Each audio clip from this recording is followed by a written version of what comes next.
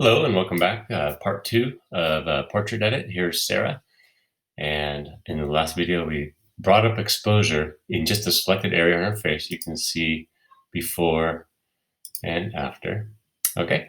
And there's a couple of things we can fuss over if we want to a little bit on this exposure change before we get into more details. And that is, um, notice that we can also make the exposure change slightly different by changing the blend mode. And let me show you some options. If you can change it crazy, go hard mix, and now it's Halloween, right? So it makes this exposure change blend with what's below in a hard mix format. And instead, you can try other things too and mess around with them. And I found one that I liked pretty good, either linear dodge. I kind of like that, but it's a little much, a little overdoing it. I see more color here in her hair, starting to get a little overexposed over here. And so instead, I could pull it back a little bit by making the opacity lower and find some happy medium between those areas in the picture, between bringing up exposure here and keeping the color in her hair over here.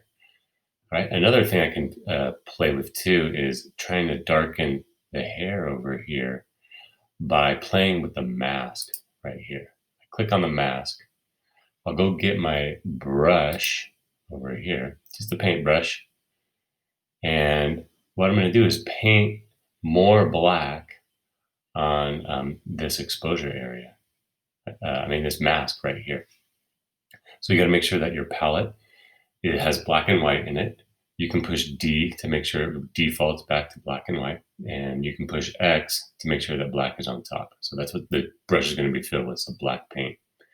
And it's going to be very subtle here. You're not going to see it too easily at first, but the overall effect, I'm brushing in this area. The computer's acting a little slow, so you got to give it time. Photopea is not as powerful as Photoshop, I guess, but so I'm painting in some areas of black onto the mask right now. And you can see it down here a little bit too, yeah. I can make the brush much bigger, pushing the square bracket key. I'm painting more black. So it takes a few moments to let this tool work. There we go. So these are just subtle changes that you can make in order to refine your photos.